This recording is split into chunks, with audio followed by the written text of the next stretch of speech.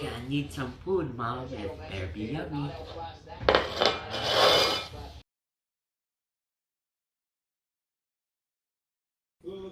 Okay, today we're going to cook ramdon.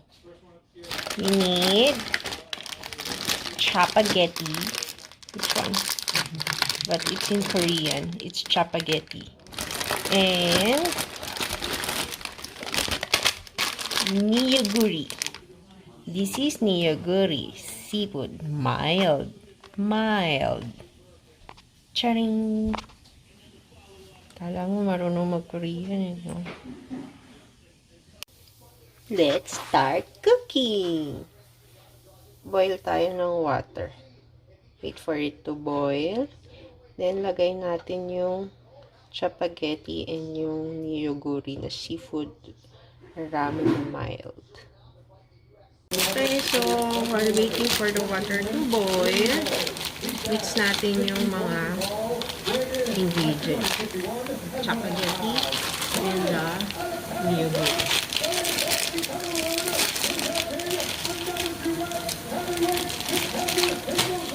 So, this one is yung sa chapagetti. Lagay lang natin siya dyan. This one is yung sa neoguri na ramen. Mild flavor. So, pati ito sa chapagetti din to. Oil yan, olive oil.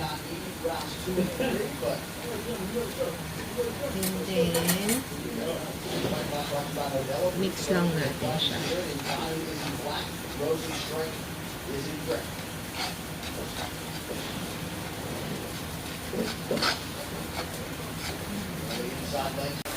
Okay, so water is boiling.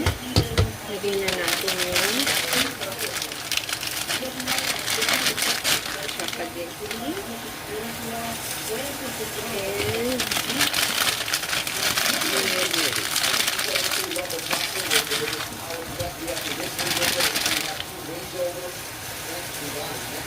sama natin yung sa ito yung sa chapagetti.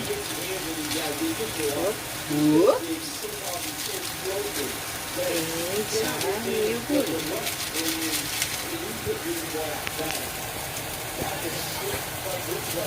Let's wait for it lang. Okay, so now yung noodles cook na, strain natin siya. Itong tapatin na.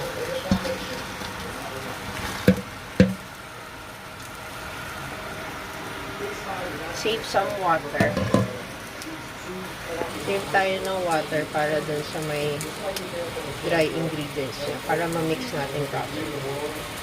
Okay, so dito natin nilagay yung ibang water ng noodles. Mix na natin siya.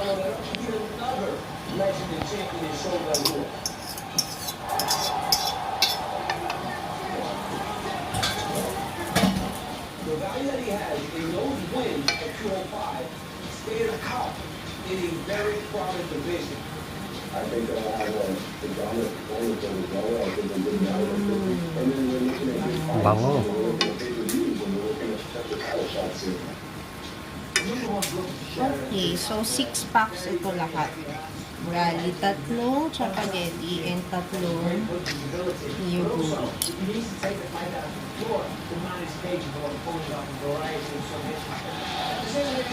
Mix nyo lang siya.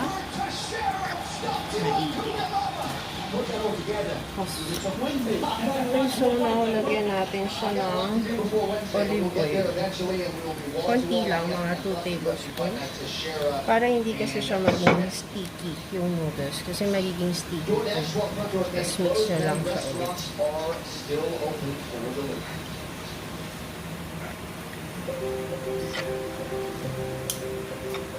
Alin, paano may nawakan yung camera mo kung dalawang kamay mo, pinangahalo mo? May extra set of hands. Hindi na nakikita. Yan. So, ready na yung ramdon natin. Pero, cooking pa tayo dun sa stick. Tabi muna natin to. Now, for our steak, make sure it's in room temp and sprinkle a bit of salt and a bit of pepper.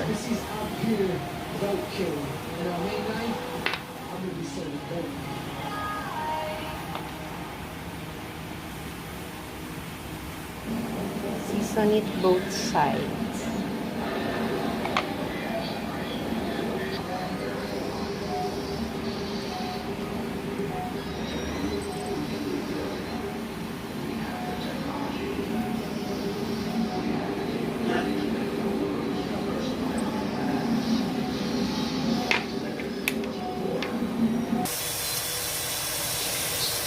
Lagyan natin siya ng butter.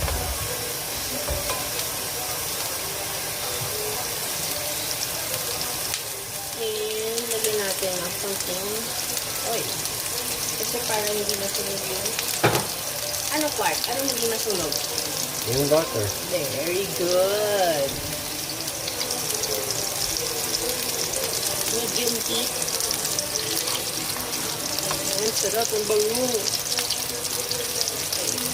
So, now, lagay na natin yung ating steak.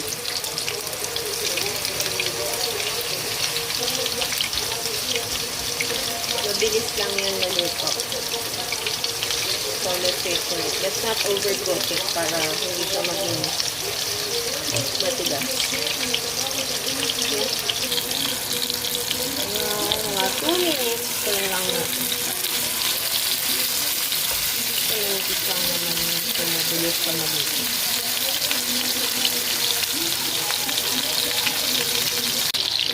I forgot, yung steak pala dapat mag-overcook. So, dapat bouncy pa rin. Kasi pagka hindi na sa mapindot, matigas na rin. Hindi na masarap. Okay, so now, sina natin yung steak natin. Nice and bouncy. Meaty. Let it sit for about 2 minutes siguro before nyo siya i-cut. So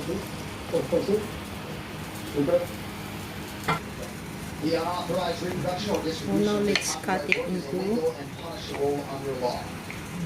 bite sizes.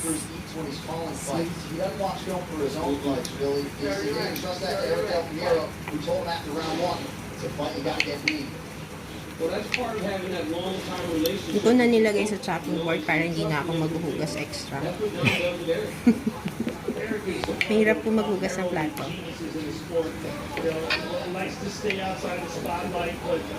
Sukat natin siya.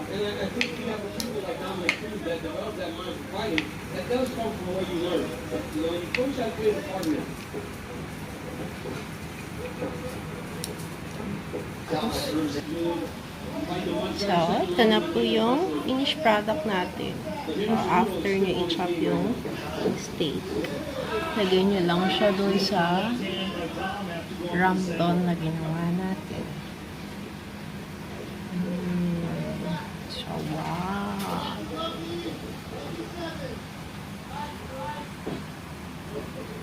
Ready na siya kainin. Kain na tayo! Now, let's grill some corn. Lagyan natin ng konting butter.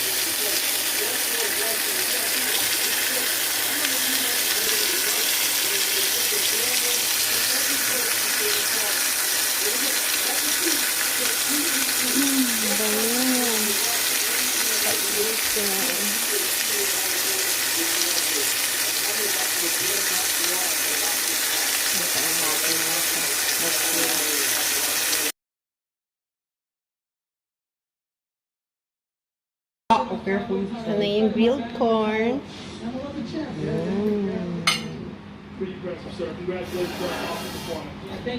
Kain na kami. Ladies and gentlemen, referee Peterson has won stop in this contest at 4 minutes and 58 seconds of round number 2. Declaring the winner by TKO! Okay, so tapos na tayo magluto. Thank you for watching. I hope you guys enjoyed the video. And kung may comments kayo or suggestions or kung meron pa kayong ibang gustong palutin sa akin, comment lang kayo below. Cheers! Cheers! Also, Happy Mother's Day!